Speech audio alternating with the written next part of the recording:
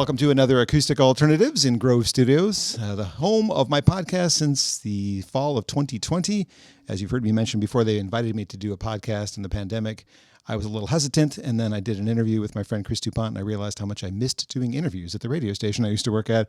So I kept doing them until I had a duo from West Virginia come through and say, that was a great interview. We had a great time. It was my first podcast with somebody that wasn't in the Michigan music scene, and it made me go, I guess I need to keep doing this.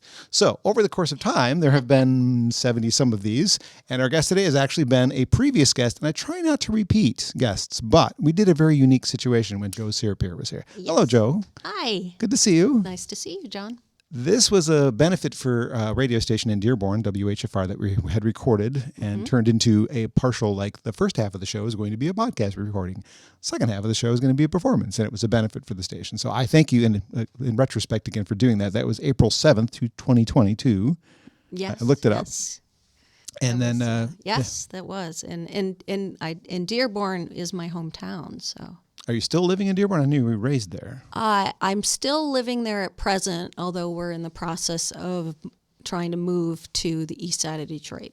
So rehabbing a house. Very good. Well, the reason I've decided to invite you back as a guest a second time, and it usually takes something special, and it is something special. Because I'm cute? Because you're cute, but you also have basically two records that used to be a double record at some point. We'll talk about that later. Coming out. Looks like there's a couple of release shows and then another one. April 26th, Ghost Light and Hamtramck. May 11th, Trinity House Theater in Livonia. And then the one that was originally scheduled and then moved in November, now at the Arc. At the Arc, and that's not until November. And hopefully there'll be a few in between. Well, I'm sure you can't not be performing somewhere. Yes.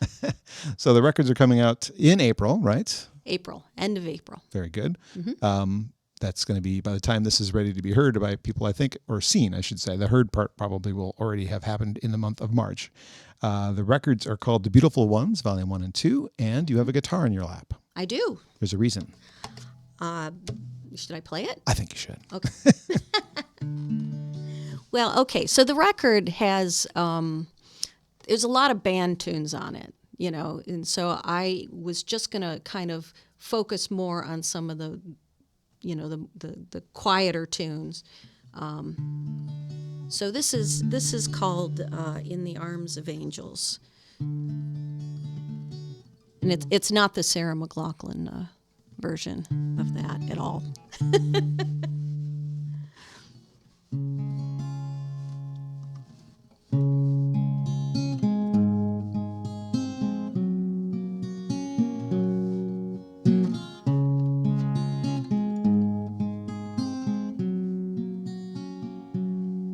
The times feel like hours of pain and of toil, using each soul and poisoning the soil, and spilling the blood and enjoying the spoils, as we're left in the arms of angels. I try to remain a light toward the way, now losing my ground. I've something to say, but judgment does not leave me wholly this day. So I'm left in the arms of angels. Each moment I look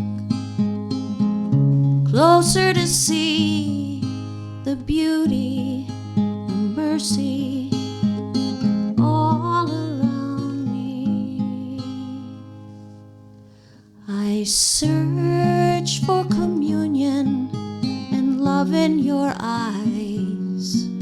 With wonder I see past the lows and the highs, where pathos and laughter and irony defies, and we're left in the arms of angels.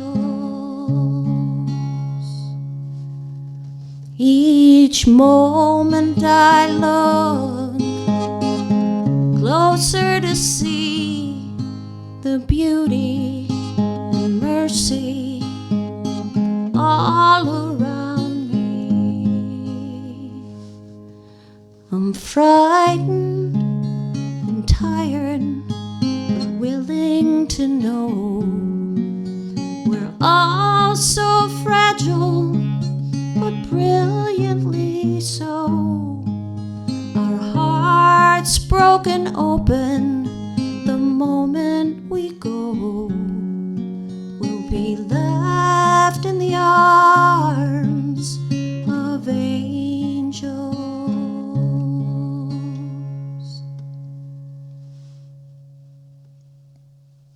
Beautiful. My guest today on Acoustic Alternatives is Jo Serrapere, a track that you will find on the forthcoming release, The Beautiful Ones, Volume 1 or 2. I don't know which volume. That one's on Volume 1. It's the last song on Volume 1. So, because the record is set up. Let me explain. The record is set up as it's sort of. I'm at that age where everybody sort of writes their autobiography. Sure. You write what you know. You write what you know, right? Because most of my records there were characters, and it wasn't necessarily so personal. So this whole record is just sort of my autobiography. I know it is. I don't. It's music. It's not Text. Text, yes. So, and so it's kind of about my early life that was very hard for me, and then coming through that and finding voice and all that healing and all that. So that's the last song of the first record. The first record's a little bit more about the struggle, and then the second half is about the healing and the fun and the playing music and all that stuff. So.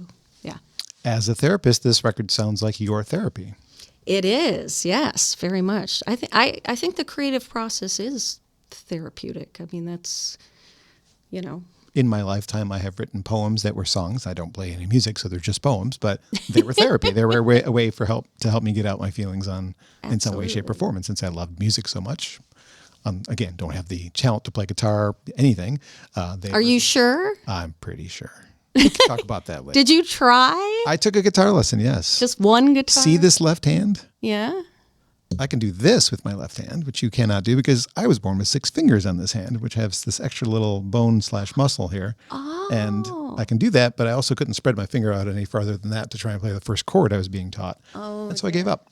Yeah. Yeah, but look I have teeny tiny little hands. I know. And I can do it. I think at some point, if I find any spare time, and there has been very little lately, mandolin, shorter neck, right? Oh, yeah. Yeah, so maybe that. I have an ukulele too. But anyway, this isn't about me. Yes, okay. I'm talking about you. I'm sorry, it's my job. I know. My other job. We can do that another time in a different office.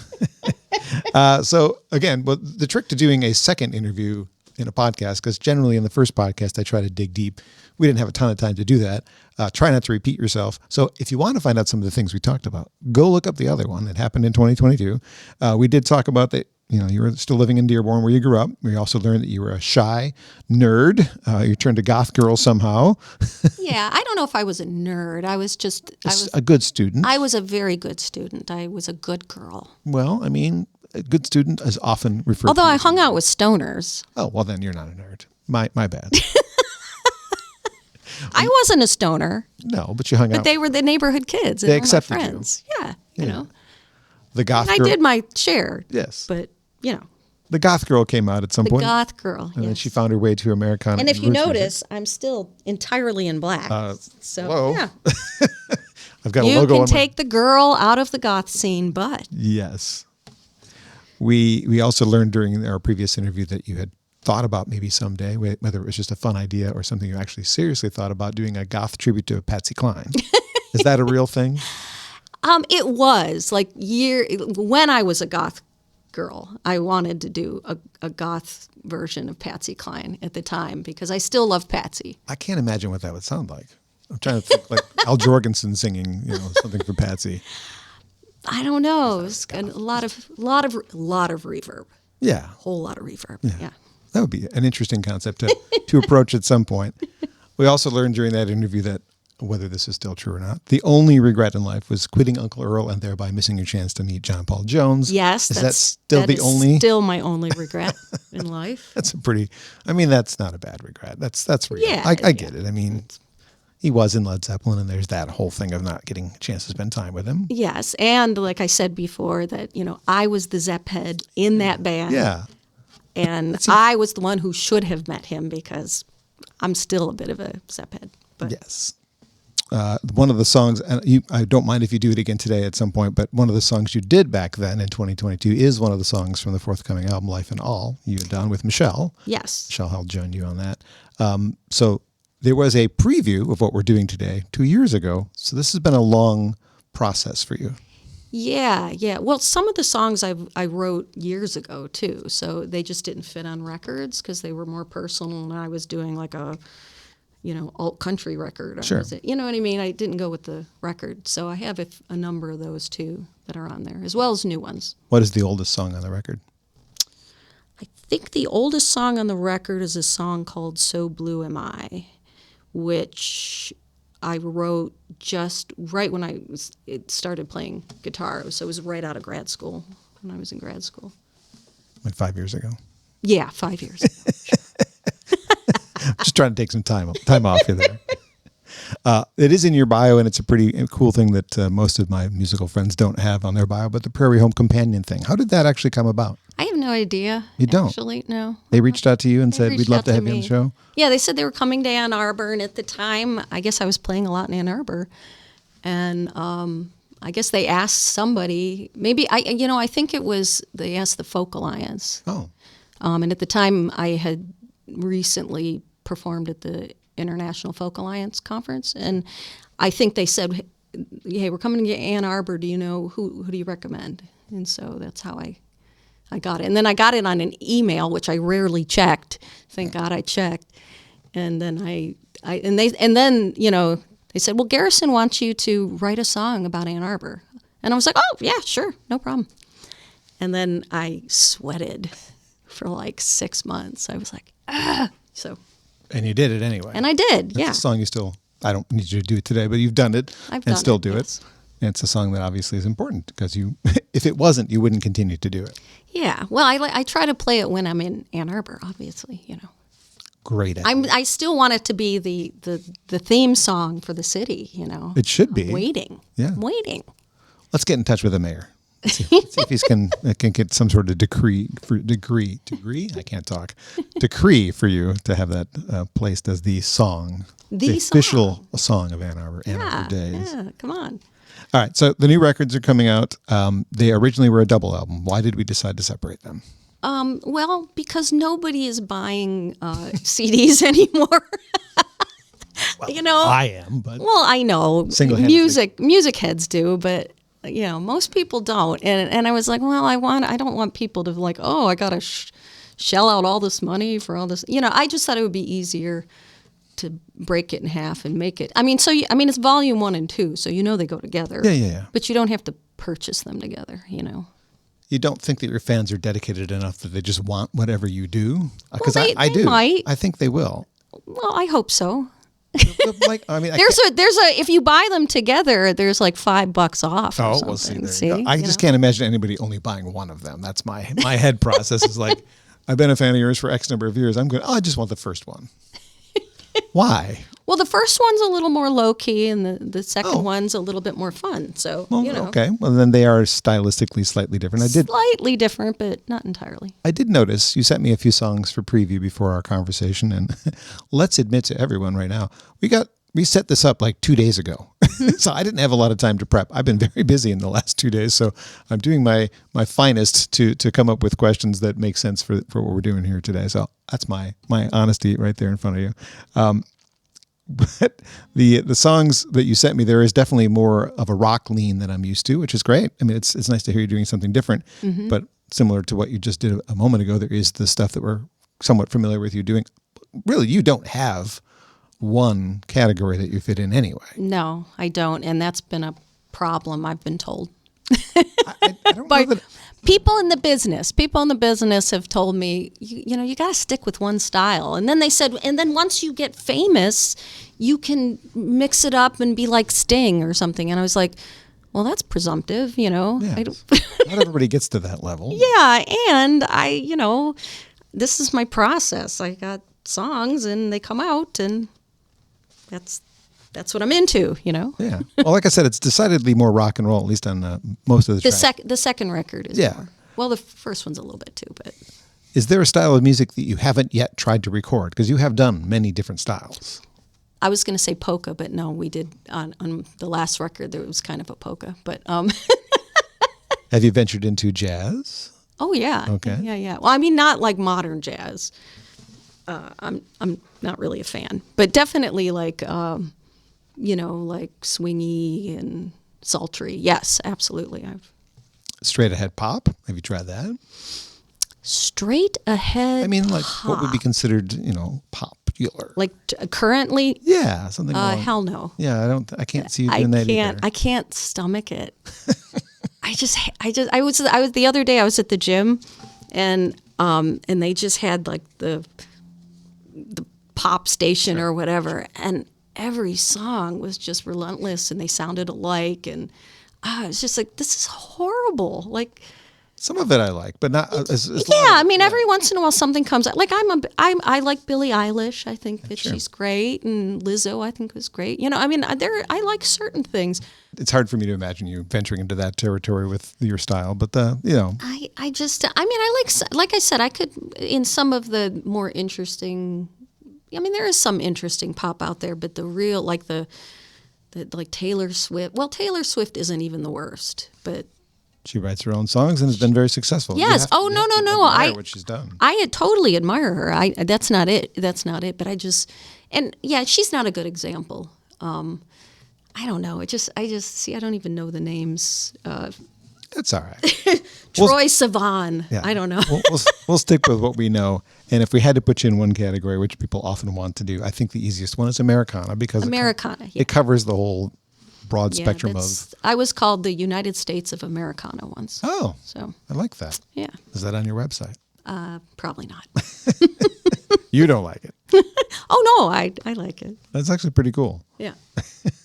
So we did discuss a little bit some of the topics that the record covers. It's the things you went through in your youth that deeply personal and affected you. I can't talk again today. And then you said the second half is more fun stuff. Just more of like I don't want to sound esoteric but more just sort of like moving toward like a feeling of enlightenment. Although I'm far from that. I'm not saying I'm enlightened. Sure. But kind of having a spiritual awakening and feeling connected and to the world, and having a deep sense of purpose, and all that stuff. I did see some of the notes that you sent me about the songs, and there was some mention of like the political things you almost can't ignore in the songwriting field that you're in. Yes. I think it is the job of a folk singer to do that. To do that, right? So, does that territory feel dangerous to you at all? Do you feel like you're going to isolate any? Oh no. No. Anybody that likes me knows that I'm a pinko commie. No, I'm not. But yeah, no, I'm not afraid of. I just don't. The thing that I don't like is I don't like being preachy. Like, or I like it. I could probably be more preachy now, but when I started out, I was always really open about my political feelings, but I just don't like to be preachy. Nor do I. Yeah. I try to avoid offending anybody, I guess. Not really that so much offending. It's just like, I don't want you to dislike me because I don't have the same opinion as you, because we can still get along. That's essentially how I approach it. Yeah, me too. I kind of feel like people's beliefs are sort of about how they added up the pieces in their mind and came out with a conclusion. And everybody's pieces are a bit different. I don't know if I was raised in rural wherever, Arkansas, if I would be a Trump supporter. I hope not. But, I don't know, so, I just think that, yeah, I'm more, I kind of work more from like my feeling of somebody's personal energy. And if they're caring and heart-centered, I can feel that, and then I kind of work from there, and like how they added up things. I may not like it, and I might point that out even if they say something offensive, but I really just kind of care more about where their heart is. That makes sense. Yeah. And My guest today on Acoustic Alternatives at Grove Studios in Ypsilanti is Jo Serrapere. 2 new records coming out, The Beautiful Ones, Volume 1 and 2. Thanks to Grove Studios again for providing a home for me to do this podcast. I know it looks a little different the last couple. It is a different room. We're in the biggest room in the building. If you're a musician in the Ann Arbor, Detroit area, or a traveling musician playing somewhere nearby and you need a place to practice, I just gave Jo a tour. It's cool. It's cool. Lots of different rooms. There's great little place. There's a drum set right over there. There's a keyboard over here. The other rooms have drum sets. I mean, you can come in and just, 2 a.m, you want to practice, come on in. You got to pay, but I mean, it's an opportunity. It's a good business model. It is. It's a really cool place. So I'm grateful for them to allow me to do the podcast here. And I'm grateful to Jo for giving me a preview of some of these songs from the next record. What one would you like to do next? Well, I thought I would do one that is actually a full band tune, but I will play it, down and acoustically here. And it is about... called This American Dream. So, I like to say that, I really love my country. I love being an American and I love America. I just also love everybody else's country too, and I don't always like just sort of our level of capitalism, and it just, I like to say it keeps me, I have great job security as a psychologist because this culture makes people crazy. So here we go.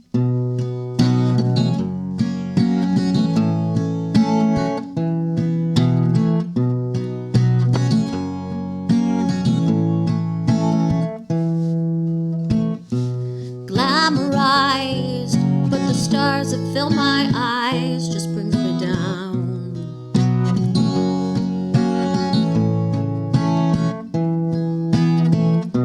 Supersized, but so much clutter from bargain buys just brings me down.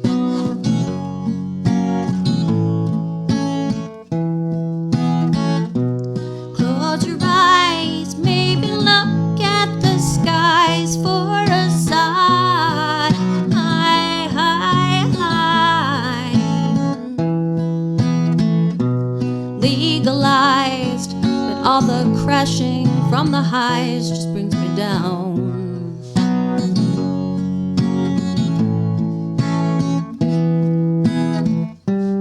Move away from this world around me. Is life more than it seems? There is something that I'm truly after. Now I know I'm losing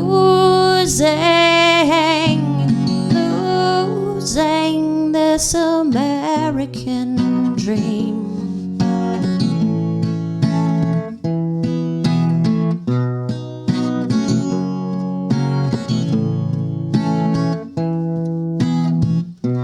Terrorized, but all the fear that's on the rise just brings me down.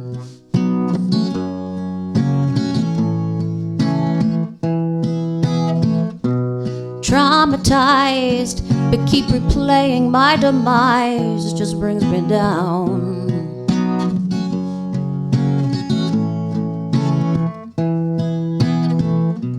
Close your eyes, baby, look deep inside for what's mine.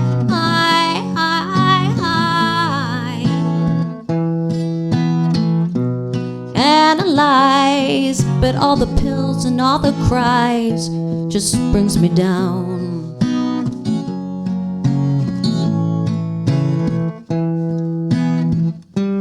Move away from this world around me. Life is more than it seems. Finding something that I'm truly after. Now I know I'm losing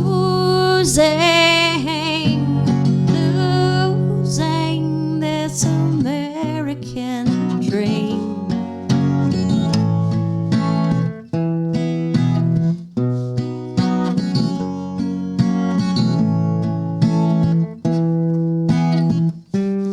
In their selling, they're buying. In my losing, I am finding deeper love that is binding. My quiet mind comes so alive.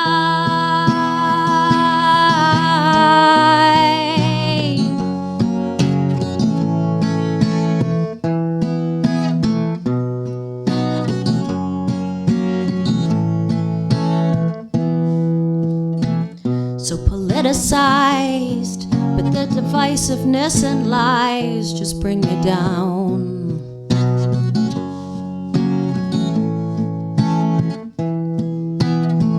So victimized, but self-righteousness just tries to bring me down.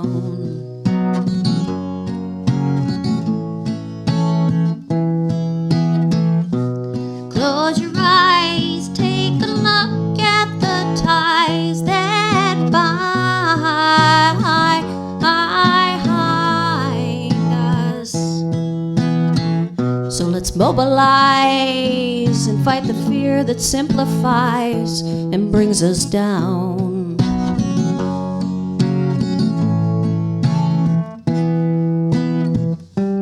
Move away from this world around me.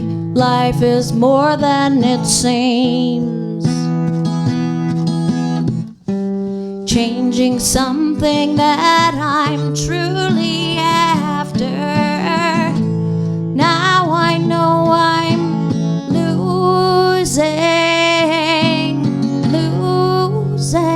this American dream.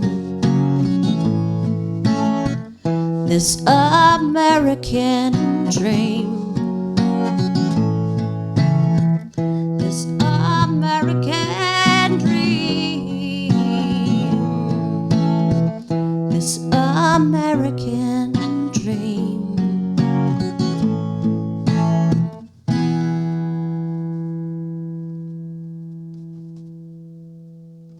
It's a track called This American Dream from the forthcoming release. I guess depends on when you're listening to this. The Beautiful Ones, Volume 1 and 2. Jo Serrapere is my guest today on Acoustic Alternatives. I mean, I suppose if they're listening to this in May, by then, it's not forthcoming anymore, is it? No, it's not. At this point, I wonder, listening to you play that song Acoustic that you said is going to be on the more electric collection of songs, how do you decide which songs? Because I'm sure you wrote it like that, right? Yeah, I wrote it like that, but how do you know which ones are going to be electric, which ones are going to be acoustic? I don't know. You just feel it, you know. Like a lot of the songs, like it goes with the feeling. Like this song is, I don't know, it just felt like a band tune. I could hear it, you know. That's about as close as I get to poppy. Okay. I mean, which is not very poppy. No, I mean, it's poppy. But yeah. It's a relevant topic. And yes, it's a relevant topic. Yeah. It's about finding happiness in a world that tells you all these things will make you happy and they won't, you know. Well, I know you said you kind of took the first half of the record from your personal experience, and people who know you know that you're a therapist by day. Did you give any thought that what you've written to help yourself might help others? Yeah. I mean, I think that's kind of, yeah, when I first started playing music, it was more just to help me because I was so depressed and I didn't know what to do. I was graduating from college and I just... Who wants to be an adult? Yeah, it was the worst, yeah. I tell my clients, my young clients that all the time. I'm like, not to make them feel bad, but when they're struggling, I'm like, it's really hard. And you could not pay me to be in my 20s again. It sucked. I mean, it was exciting, but it really sucked too. So, that's kind of, especially with this record, I kind of really wanted to bring my two worlds together. Over the pandemic, I was, I formed a Western swing-ish band, just based on the musicians we were playing with. So I wrote all these songs in that style and stuff, and that's just fun. There's nothing terribly deep. It's just go out and have a good time. Yeah. But I really feel like I want to bring my two worlds together more and kind of more promote, healing and sounds like a Hallmark card, but love. Oh, yeah. Love. As I get older, Like real love, not romantic love. Yes, the love that we should have for each other no matter what. Yes. And not bomb each other and whatever else we're doing to each other right now. Yeah, that. Yeah. I as a younger person, I didn't necessarily find myself drawn to lyrics as I do as an older person. Mm-hmm. And now what I'm discovering is that songs are my way to know that I'm not the only one who's ever been through this. Yes, yeah. Song, like you're writing about your experiences. Someone's going to hear that and go, "Oh, she went through that too." Mm-hmm. So that's my observation. Like songs are important, they're necessary, and they're healing for maybe not just you. It could be a whole bunch of people that are affected by. Yeah, and that's because why else am I doing this? Like I when I was younger and I think the longest I ever went on tour was like a month because I've always done them I've always been a therapist and a musician at the same time. Got to find time to squeeze it in. Man. Yeah, and most people don't want their therapist to take off, So I couldn't leave for long periods of time, but call you from my car. Yeah, exactly. Well, now you can, but back then you could not. And so, and I just felt like, oh my God, it was like, I don't have the best ego in the world. I mean, who does? But, it was just like, every day it was like, look at me, like me, come and see me. I just hated that. Like, so then if you're not going to do that, then why play music outside of your bedroom, Yeah. Well, to try to help, try to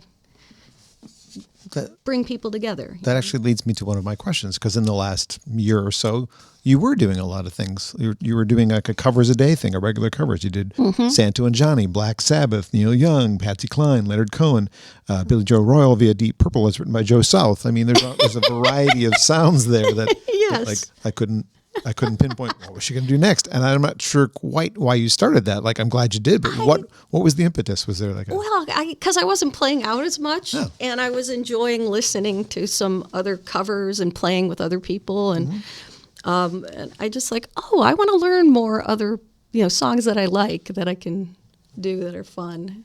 It was fun for us too. I was just curious, like, did you challenged yourself for why? Just because you wanted to learn songs? Because I wanted to learn songs, yeah. More things you might be able to play out. Right, and I also wanted, my birds to be on camera. And yeah, there was that. How did you do it without disturbing your family? Did you find like times that they were at home, or wait till they went to sleep? I just told them to shut up. No, I'm kidding. I told them hey, Mom's recording. Can you be quiet? No blaring your Billie Eilish. Yeah, right. No, my kid, they're really into like computer music, like kind of stuff. There's a show on WHFR for that. For computer games and it's all that? the jump button. If it's still on, I'm pretty sure it is. But yes. I'll let them know. Yes, check the schedule. The jump button. It's a video game and soundtracks, stuff like that. So there you go. Anybody who knows you knows that you're a Tom Waits fan. He's a huge, big part of your... And he's not really on this record at all. I have a whole nother record ready to be recorded. Okay. That's much more Tom Waitsy, but I want to get this out. And then, so I kept Tom Waits off of this record because... Well, there's two questions. Does he know you exist? No. And will there be a Tom Waits covers record? At some point in your career, I don't know why you haven't done it yet. I know. I don't either. Probably. Maybe. I think it was Dual Tone Records a couple of years ago put one out, all female versions, women cover Waits, Calling Up to the House, women cover Waits. It was a good record, something you should look into. I didn't. You know what? Actually, yes, I do know of that record, and I was going to get it. I was a really big fan of Holly Cole. Yes. When I just played her on my show this week. You did? Oh, I saw her. I saw her at the Magic Bag years and years ago, and it was one of the best concerts. She was so sexy, and at the time, I mean, now I think she's lost a lot of weight, but she was buxom, and she was hot. Oh my God, was she amazing? It's just the way that she delivered the stuff. Yeah, she's amazing. Stuff. I think your fans would love it if you did something like that. Just a little, sidebar. I could do that. Yeah. We could do that. Johnny, you want to do Tom Waits? Johnny kind of looks like Tom Waits. Johnny's my partner. He's in the room. He's not on camera, but he's not on the camera, but he's my my baby daddy, my partner, my guitar player. Yeah. But you look like Tom Waits. Maybe that's why he's your partner. Maybe that's it. What you didn't hear is he said he wasn't sure if that was a compliment or not. I've got headphones on. I could still hear it. I think Tom Waits is very sexy. There you go. Well, life also, besides the covers, has been dealing you a pile of crap. Broken wrists. Let's see. You've been sick an awful lot because we've tried to set this up. This time it's funny because during the pandemic I wasn't sick at all. I mean, not like you have been. Yeah, not like I have been. But that was because everybody was staying inside. But when I get back out into the world and people are coughing in your face and I'm sitting in a small room with clients and they're breathing on me, and I was sick all the time. So what are we going to do to make this year a better year? Because the last couple have not been good for you. I'm working on my immune system. Okay. Taking pro and prebiotics, drinking my water, doing all those self-care things. I'm not sleeping well, though. I like to stay up late. I'm trying not to bite my nails. I'm a terrible, terrible nail biter. Not going to make you unhealthy. Oh, no, it does now. I used to say at least it's better than smoking. But with the superbugs and everything in the world, that's how you get sick. Oh, yeah. Yes. Yeah, put your fingers in your mouth. So I'm trying not to do that. But it's very hard when, It's a habitual thing. My entire life. And it's what kept me calm, So, and then, there was a time because, I grew my nails out, which, by the way, is a hard way to play guitar if you're not used to that. And so that was irritating. And Unless you use them for your... Yeah, but I don't. But it was like, I'd look down at my hands. I'm like, these aren't my hands. These are like lady hands, this isn't. And then I would stab myself all the time, My joke is that I would, every time I tried to pull my underwear out of my butt, I'd stab myself. Ow. And then I realized I had no idea how much I do that. Until I grew my nails out. Yeah. Wow. Good piece of information that has probably never been little shared. FYI for everybody. Yeah, thank you for that. Keeping it real. Yes. My last thing is just something, I don't know how long it's been on your website, but I'd never noticed it, that you have a quote from Berkeley Breathed on your website. Yeah. How in the world does somebody from Michigan who... He heard me on Prairie Home Companion and contacted me. He contacted you, okay. Yeah, and he actually wanted me. He was in the process of he was going to make a record. Or not a record, what am I saying? A movie. He was going to do a movie. A Bloom County movie? Yeah, starring or about, the penguin guy. And Opus, yeah. Opus. And he wanted me to do the music. Wow. But it never materialized. Huh. Yeah. That would have been amazing. Yeah, would have been a career boost for sure. Yeah. Berkeley, if you're watching, revive that idea. Help on my Michigan music scene people make their living doing what they love doing, and something that brings me a lot of joy too. And new records are coming out. We're going to review the release dates. April 26th, Ghostlight and Hamtramck. Is that the first time the physical record will be available? Yes. Mm-hmm. And then just a couple weeks later, Trinity House in Livonia, May 11th. And then what will be different about those shows versus the show happening at the Ark in late November? Well, the Ark is probably going to have a few more people on it. Like one of the musicians who's playing a lot of Hammond B3 is Mike Lynch. Yeah. And he's very busy. And but so he's good. Yeah, he's amazing. Yes. I mean, he played on the Willie Nelson 80th anniversary show. Thanks, and everything. Dominic. Yeah, thanks, Tom. But he was he's very busy, and so is the Ark. The Ark books a year in advance almost. So I was just trying to find a date, and so I'm like, yay! I finally get Mike Lynch. So Mike Lynch will be there. Excellent. And so it'll be a few more people. And information about these shows and how to find the record once it's out is at www.joserrapere.com. JOSERRAPERE. And I will put that in the links below the title of this podcast, both audio and video. So you can hopefully just click on that and go there and find the record at the shows or buy it later. Will you make it for sale online as well? Yes, yeah, it'll be on Bandcamp. Very good. I'm going to do a couple of early releases for a couple of songs, singles in the next in the next couple weeks. So very good. Well, what would you like to close with? Well, why don't I did this one on your It's a beautiful song, and it makes sense Yeah. to do it this way. I can't do the Michelle Held vocal parts for you, though. I'm not a Are good you singer. sure? I'm not a good singer. There's a reason I do what I do. Okay, this is the last song on the last record. So, and Dave Roof, who's my engineer and who helped me with some of the production and stuff like that, and mixing and mastering, he's the genius. He said, "Don't put this song as your last song. This is your best song," or where he thinks, and I'm like, but it sums up the record, and I still listen to the whole record. I don't listen to, I'm thinking of an album, so. But anyway, here we go. It's called Life and All.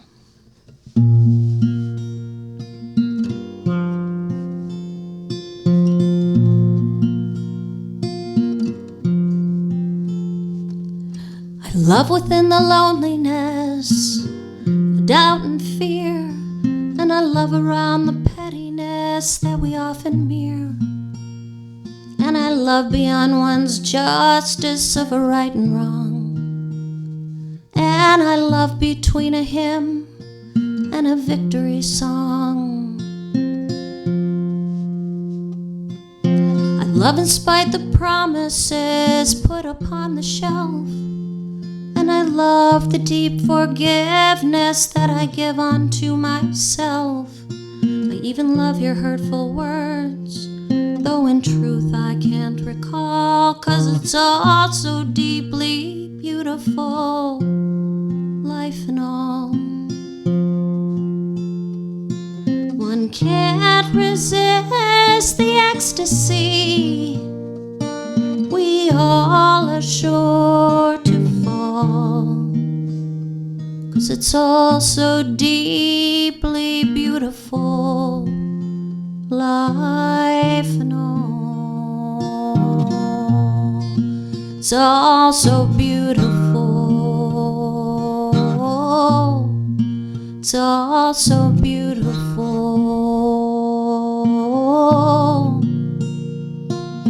It's all so deeply beautiful, life and all.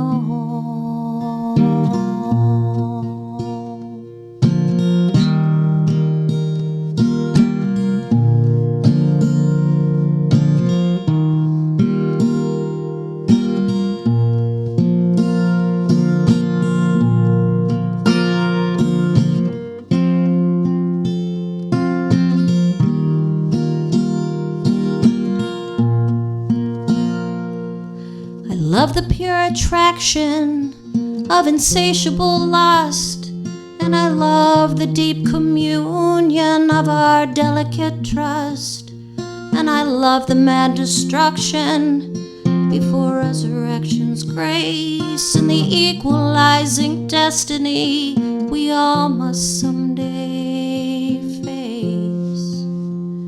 May every moment we recall the light to guide our way, and know where time is helping sort the infinite display, and return to play our scenes in this splendid cabaret, and know the fragile beauty of an ordinary day.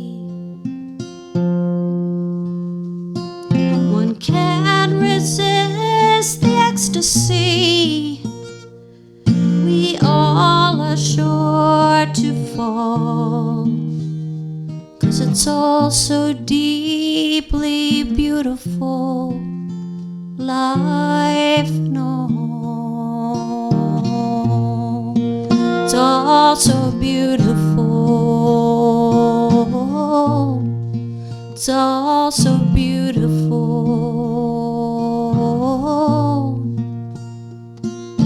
It's all so deeply beautiful, life and all. It's all so beautiful. It's all so beautiful. It's all so deeply beautiful. Life and all. It's all so deeply beautiful. Life and all.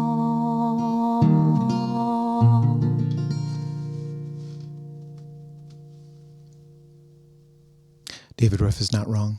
I do love that song. And I don't know. I mean, you're telling me you kind of get visions in your head that this is going to be more of a rock song, whatever. I was getting visions in my head of the audience singing along the... I try to get them to do that. I mean, I haven't seen you do that live other than at the Trinity House show, but I hear it in my head. I hear the whole room going, the harmony part there. So thank you for doing that. And it reminded me that I accidentally skipped one of the lines in my questions here, and you touched on it. I'm like, oh, I was supposed to ask the who, what, where, when about the recording. So who's on it? Before we wrap this up, tell me about the who is on it and where you did it and all the things. So I recorded with Dave Roof at Rooftop Recordings in Grand Blanc, Michigan. Dave is great, and he is my co-producer. I mostly produced it, but he really helped a lot and helped me find things. And then he played on a lot of different instruments. He plays everything, but he plays mostly bass on the record, and then he plays guitar on a few things, and he plays piano on a song, and he plays glockenspiel on a song. Thank God. I mean, there has not been enough glockenspiel. There is not enough glockenspiel. Yes, exactly. Yeah, in his Lederhosen. Yeah. This I want to see. Yeah. Yeah. So there's Dave, and then there's Stuart Tucker, my drummer for many, many, many, many years. I love Stu. Who's coming to Easter dinner, by the way, Johnny? Just to let you know. Now everybody knows. Now everybody knows. Stuart's my adopted brother. And then we had, like I mentioned, Mike Lynch on accordion and organs and pump organ and, doing his Mike Lynchness. I have Via Mardot doing musical saw and theremin on a song. Wow. She's quite amazing. Also not enough theremin lately. No. She just went on tour with Roger Waters from Pink Floyd. What? Yeah, I know. Go girl. Wow. She's amazing. I love her. Let me see. And yes, and we got Joel Jackson playing pedal steel guitar. Joel's in my LaFonda's band, the Western Swingy Band. And yeah, we have Walter Prettyman, who's playing violin. We have Sarah Gibson, who's playing cello. And is a fan of my podcast. Hello, Sarah. Hi, Sarah. And then I have a number of backup singers. So I have Shannon Lee and Michelle Held are singing on a song. Backup, they're doing a lot of oohs. My main backup singer is probably Sophia Hanifi. Okay. And also Dave Keeney. Didn't mention Dave Keeney, her husband, plays a lot of electric guitar on my record. And then I have my Stella girls, my band Stella. I have Juliana Wilson and Jen Siggett on a few songs. Excellent. So is that everybody? That's a lot of people. It is a lot of people. How much time did it take to put this together? 2 years? A couple of years. Yeah, probably 2.5 years. I mean, it also, Dave is very busy. So I just kind of went in when I had the money and he was available. And yeah, it was a couple of years. Well, I look forward to hearing it. I know there was a Kickstarter or some sort of campaign, so I will be eventually getting one of the physical copies. Yes. And, not that you wouldn't have anyway. But well, I know, but I look forward to hearing that, and I wish you good luck with this release. I know you spent a lot of time and money and and effort on it, so yes, I hope that it does well, and I really appreciate that we finally found a way to make this work.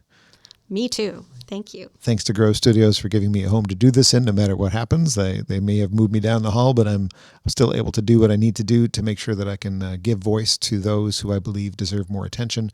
And that's really the point of this podcast, is for people to discover artists. I have one guy who says, I only listen to him when I know the artist. I'm like, you're missing the point then. Because if I bring in a Kieran Daniel and you don't know him, I want you to hear him. So that's... Yeah. Well, some of the best artists I know out there aren't well known because they have other lives. Like, it's really hard to do this for a living and still have a family. Yeah. You know, and so a lot of amazing artists aren't out there touring and doing stuff. No. So Grove Studios, if you're a musician, swing by their website, check it out, see the very inexpensive rates they have, especially pre-noon. It's cheaper.